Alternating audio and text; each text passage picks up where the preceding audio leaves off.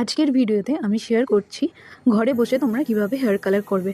তো আমি এখানে কালারের জন্য দুটো কালার ইউজ করি, একটা সিলেমন রেড আর এটা হচ্ছে ওয়ালনাট ব্রাউন। তো আমি উপরের দিকটাতে একটু লাইট কালার ইউজ করি আর নিচে লোয়ার পোর্শনে একটু ডার্ক কালারটা ইউজ করি। তো এই সিলেমন রেডটা একটু ডার্ক আর এই যে ব্রাউন কালারটা এটা কিন্তু একটু হালকা একটা ব্রাউন টোন দেবে, বাট অতটাও বোঝা যায় না। আর কালার বক্সের মধ্যে কিন্তু এই দেখো, এই টিউবটার মধ্যে থাকে কালার আর এই বটলটার মধ্যে থাকে ডেভেলপার। তো এই দুটোকে কিন্তু ভালোভাবে মিক্সড করে অ্যাপ্লাই করতে হয়। আর অ্যাপ্লাইয়ের জন্য আমি নিয়ে নিয়েছি দুটো বাটি আর এরকম একটা ব্রাশ করার ব্রাশ, মানে যেই ব্রাশটা আমরা আর ইউজ করি না সেরকম একটা ব্রাশ। আর এরকম ব্রাশ দিয়ে কিন্তু কালার করলে পিগমেন্টেশনটা খুব ভালো পাওয়া যায়। এবার আমি ডেভেলপার আর কালারটাকে ভালো করে মিক্সড করে নেবো। তো আমার বাটির মধ্যে যতটা লাগবে আমি কিন্তু ততটা নিয়ে নিচ্ছি। আর এটা আমি আগেও ইউজ করেছিলাম, তো আমার একটা ইউজ করা পাউচি এটা। তো এটা আমি আবার এটাকে সেকেন্ড টাইম ইউজ করছি। তো সিলেমন রেডটা যেহেতু আমি লোয়ার পোর্শনে করি, তো ওই প্যাকেটটা আমি একটু বড় কিনি, কারণ ওটা একটু ডিপ কালার, তো সেই জন্য। আর এভাবে কিন্তু তোমরা দুটো কালার যদি একসাথে ইউজ করে কালারটা করো, তাহলে কিন্তু একটা মানে এরকম লাগবে দেখে যে তোমরা হাইলাইট করেছো, কিন্তু হচ্ছে গিয়ে ফুল হেয়ারেই আমি কালারটা করি, কিন্তু দেখলে মনে হবে যেন হাইলাইট করেছি। আমি যেহেতু স্নান করার সময় ডেইলি চুলে জল দিয়ে স্নান করি, তো আমার খুব তাড়াতাড়ি হেয়ার গ্রোথ হয়। তো সেই জন্য দেখো কালারটা একদম নিচের দিকে চলে গেছে। তো আমি অনেক দিন কালার করিনি, তো ভাবলাম যে তাই কালারটা করি আর তোমাদের সাথে শেয়ারও করি। এইভাবে আমি কিন্তু বাটিতে নিয়ে নিয়েছি আর এটাকে ভালো করে আমি কিন্তু মিক্স করব, যতক্ষণ না এটা ভালোভাবে মিক্সড হয়ে অন্য একটা কালার হয়ে যাচ্ছে। তো এটাকে কিন্তু প্রপারভাবে একদম মিক্সড করতে হবে।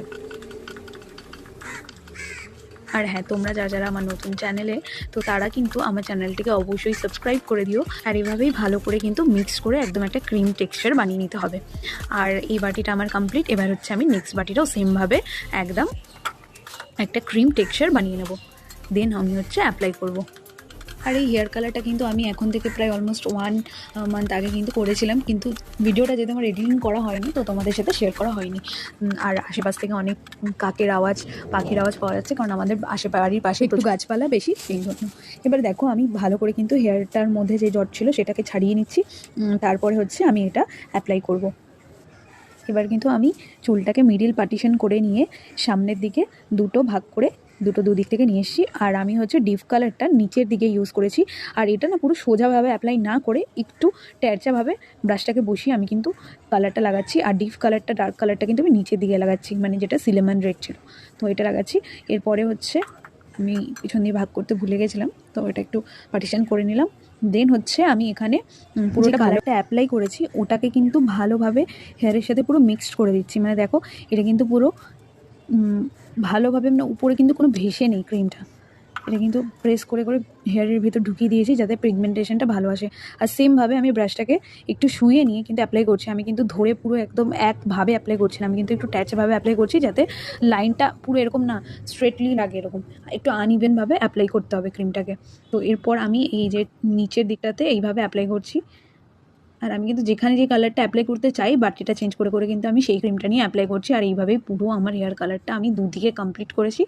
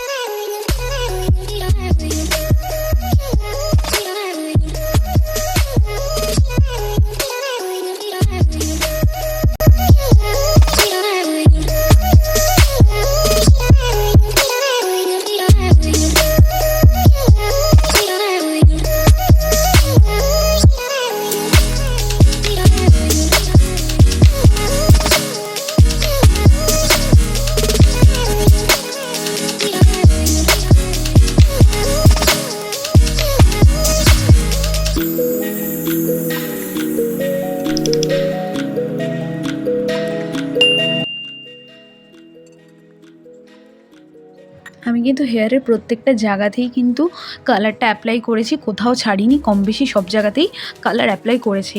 এবার কোথাও একটু ডার্ক কালার ধরবে, কোথাও একটু লাইট কালার ধরবে, আর যার জন্য কিন্তু দেখতে মনে হবে যে আমি হেয়ারে হাইলাইট করেছি। বাট আমার কিন্তু পুরো চুলটাতেই আমি কালার অ্যাপ্লাই করি, যখন কালার করি, কিন্তু কোথাও ধরে কোথাও ধরে না। ব্যাস, এবার আমি একটু হাওয়ার সামনে বসেছিলাম, কারণ হাওয়ার সামনে যদি আমি বসি তাহলে কিন্তু হেয়ার কালারটা শোকাতে বেশি টাইম লাগে না। তো অলরেডি একটা কালার ধরে গেছে, আর প্রত্যেকটা হেয়ার যদি এরকমভাবে স্ট্রেট হয়ে যায়, মানে শুকিয়ে গেছে, বুঝতে পারবে। হাত দিয়েই বোঝা যাচ্ছে নর্মাল চুলগুলো এরকম স্ট্রেট হয়ে গেছে, আর অলরেডি আমার চুলে এখনই কালার হয়ে গেছে। তো আমি এটাকে ওয়াশ করে তোমাদের সাথে শেয়ার করছি যে এটার রেজাল্টটা কেমন আসবে।